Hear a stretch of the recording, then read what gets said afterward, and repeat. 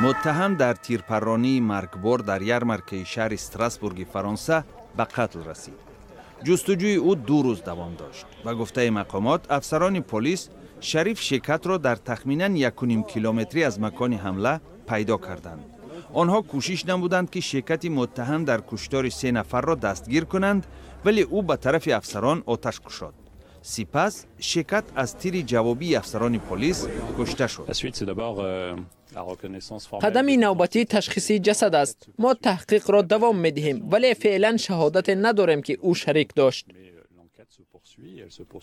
پلیس شیکت 29 ساله را همچون اکستریمیست دینی ارزیابی می‌کند.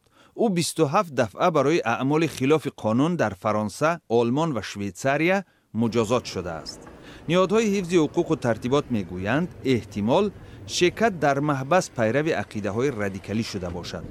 نزدیکان و 2 برادر شیکت برای استنطاق بازداشت شده‌اند.